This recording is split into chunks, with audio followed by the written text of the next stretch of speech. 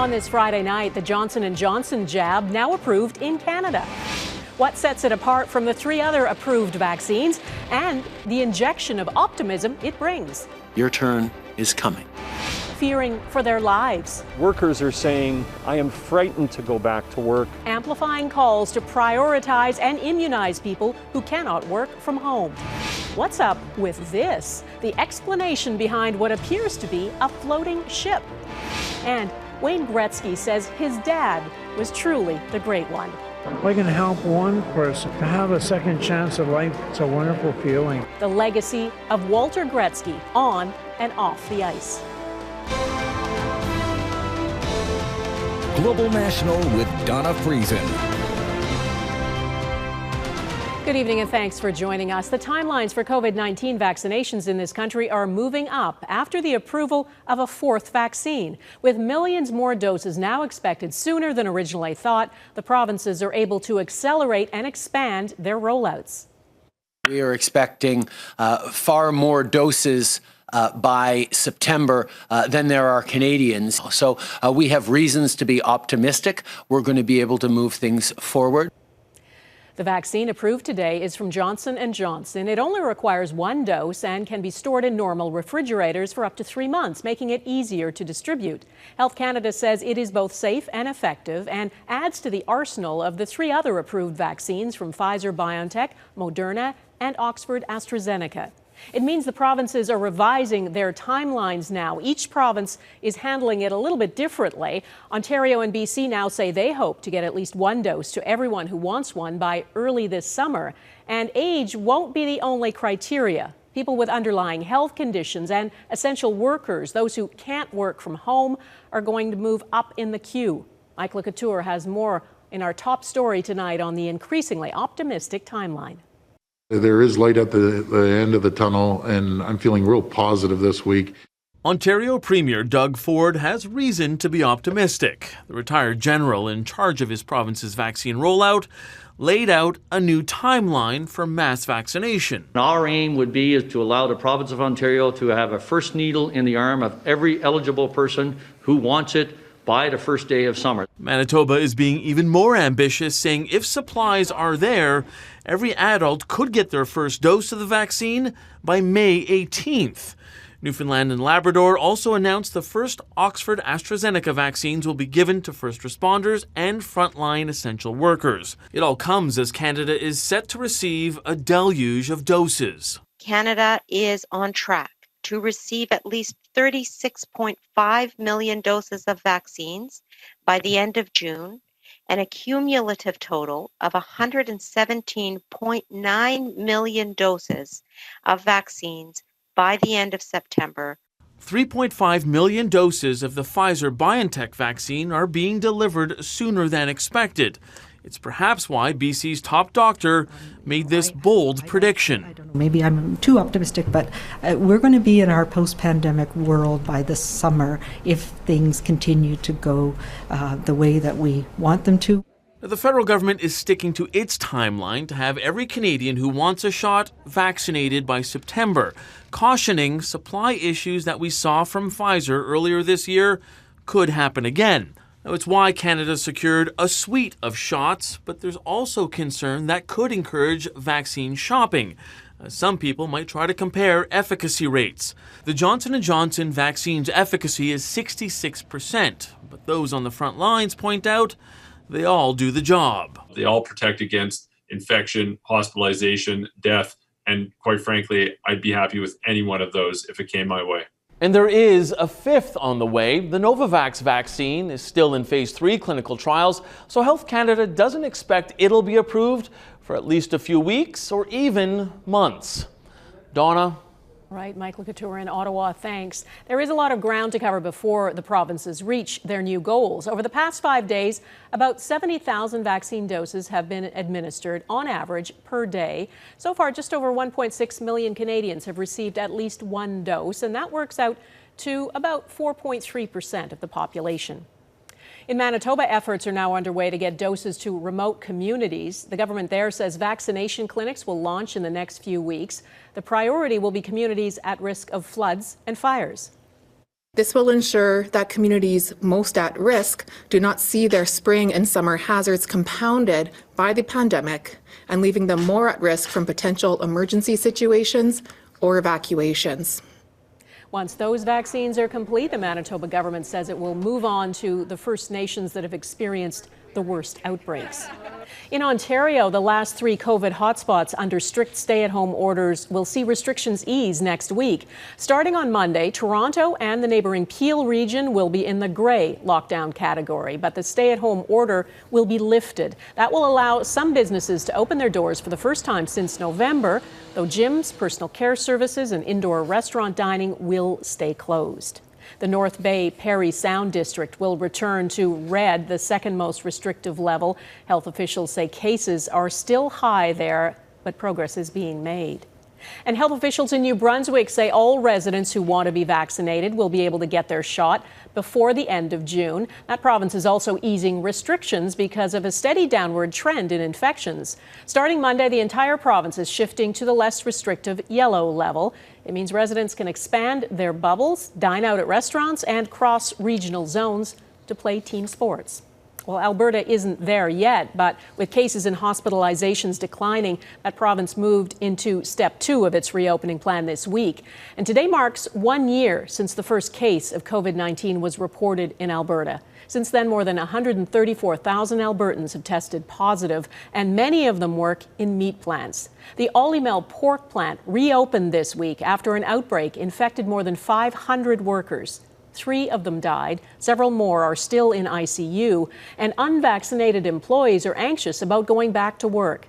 As Heather Yourex-West explains, labor leaders and the industry say it's time they were given vaccine priority.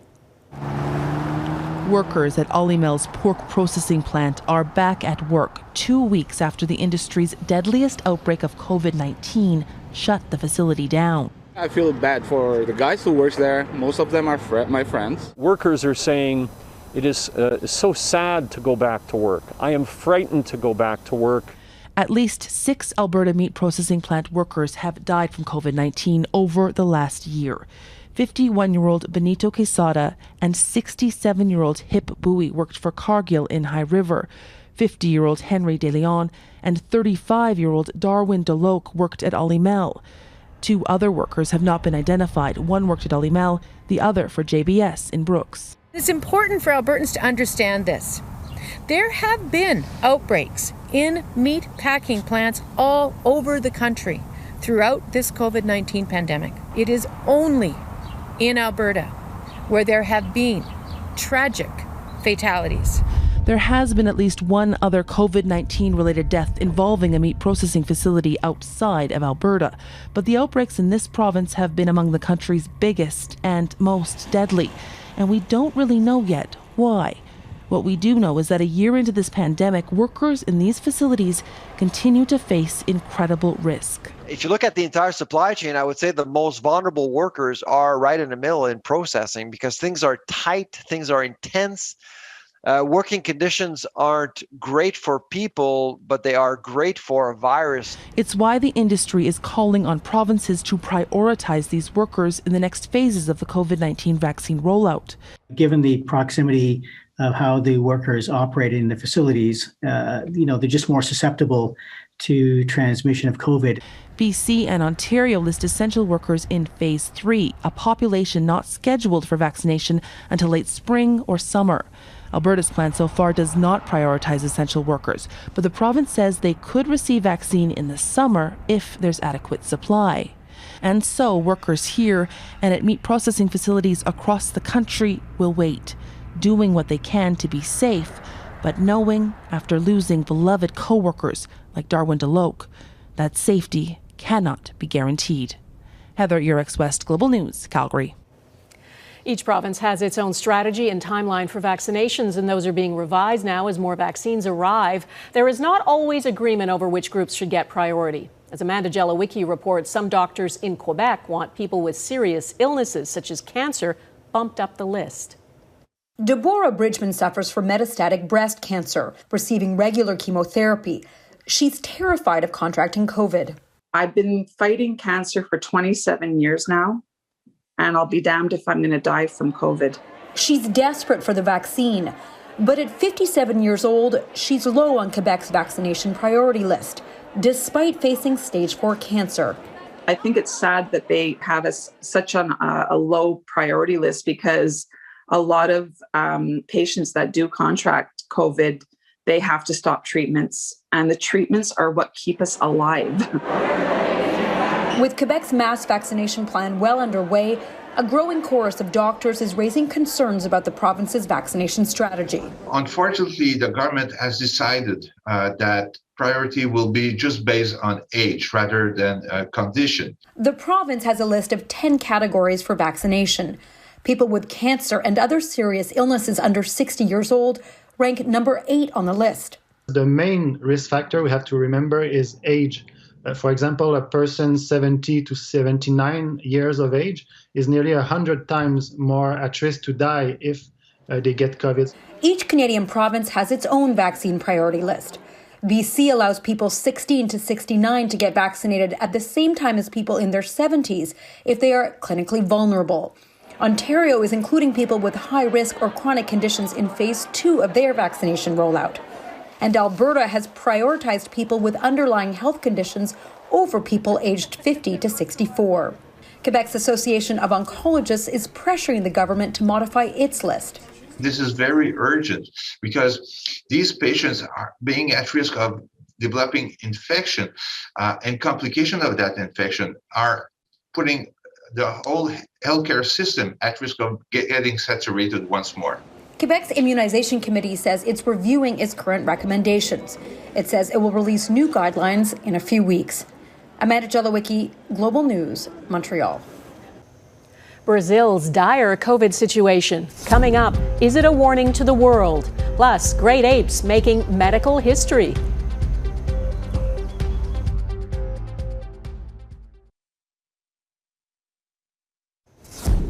We love you, Papa. Je t'aime, Papa.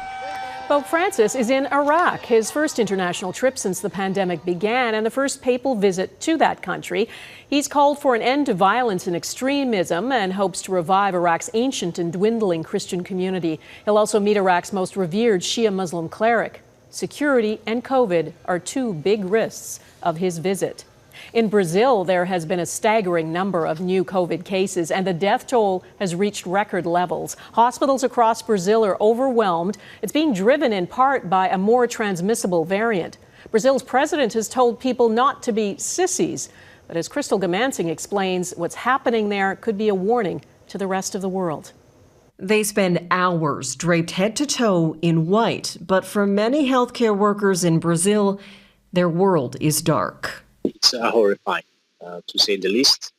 When I arrived here in mid-January, I've seen a hospital that normally had 20 beds only, a small facility, and they had at this point almost 50 patients, all of them COVID, and many of them dying all the time. Fabio Biocchini is the Manaus field coordinator for Doctors Without Borders. In the first wave, so many in the region were sick, it was believed more than half of the population had immunity. Then reinfections occurred. The P1 variant might be the cause. A preliminary research paper suggests P1 can be between 1.4 and 2.2 times more transmissible than local non-P1 lineages, and can evade 25 to 61% of protective immunity elicited by previous infection. So it's a very scary situation. It's even more scary because you don't have a conclusion yet. With the virus surging across Brazil and numerous hospitals on the brink of collapse, this professor who studies disease projection says everyone is at risk. We need to control this virus as soon as possible. Otherwise, we will keep having new variants. That's what viruses do. They mutate all the time.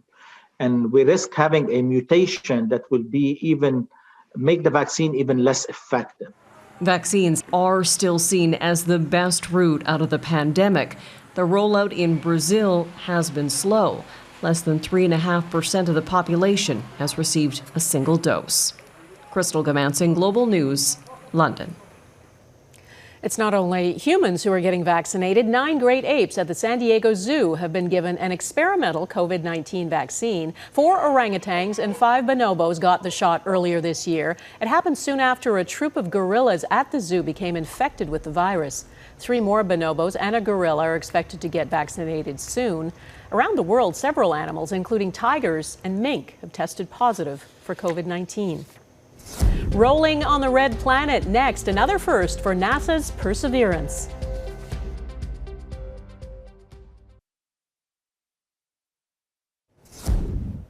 That is Perseverance getting ready to roll along the red planet. The NASA rover has completed its first official spin on the surface of Mars.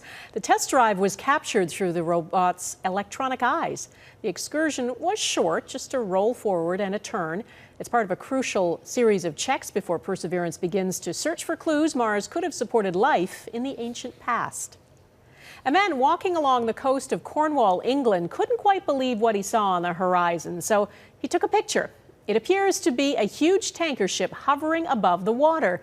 In fact, it is an optical illusion known as a looming superior mirage. It's more common in the Arctic and is caused by a meteorological phenomenon called a temperature inversion, when warm air sits on top of a band of colder air and light is refracted in a way that creates an illusion that objects are floating.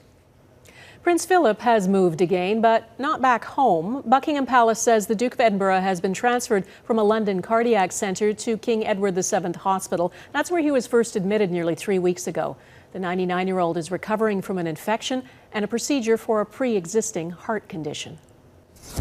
The Gretzky family loses their patriarch. Next, remembering Canada's hockey dad.